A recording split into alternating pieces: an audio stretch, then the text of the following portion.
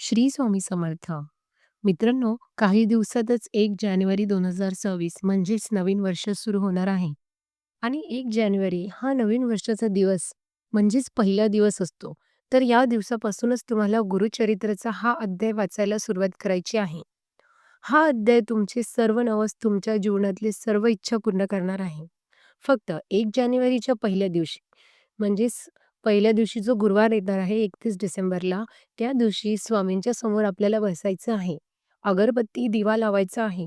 तुमच्या मनात जीही इच्छा आहे, जेही तुम्हाला हवं आहे, ज्याही तुमच्या दुःख, अडचणी, जी काही तुमची गरिबी, संकट तुमच्यासमोर जे काही असेल, ते तुम्हाला प्रार्थना करायची आहे स्वामींसमोर बसून किंवा काहीतरी मिळवायचं आहे किंवा काही पाहिजे आहे, त्यासाठी तुम्हाला प्रार्थना करायची आहे आणि हा अध्याय वाचायला सुरुवात करायची आहे.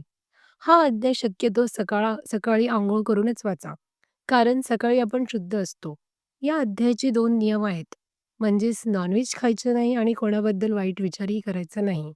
अशी चूक करू नका, की सकाळी तुम्ही अध्याय वाचत आहात आणि रात्री नॉन-व्हेज खात आहात.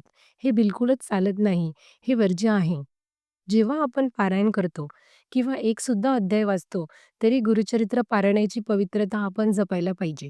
शुद्ध राहायला पाहिजे. यासाठी सकाळी अध्याय वाचून घ्या आणि मग दुसरे कोणतेच नियम नाहीत. तुम्ही कुठेही झोपू शकता, शाकाहारी खाऊ शकता. कमीत कमी 30 दिवस तरी हा अध्याय वाचा. तुमची सर्व इच्छा, मनोकामना सर्व पूर्ण होणार आहे. पहिल्याच दिवशी तुम्ही तुमच्या मनातील जीही भावना आहे, तुम्हाला जेही मागायचं आहे, ती प्रार्थना बोलायची आहे आणि 30 दिवस देवघरासमोर बसून हा अध्याय तुम्हाला वाचायचा आहे. हा अध्याय तुम्हाला Googleवर मिळू शकतो किंवा तुमच्याकडे जर पारायण असेल, तर त्या पारायणामधून वाचला तरी चालेल.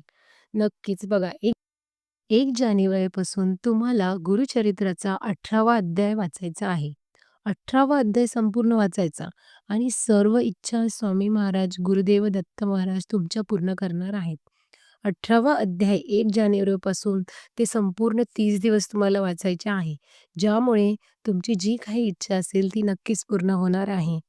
तर हा व्हिडिओ आवडला असेल तर लाईक, शेअर, कमेंट करा आणि चॅनलवर जर तुम्ही नवीन असाल तर चॅनल सबस्क्राईब करायला विसरू नका.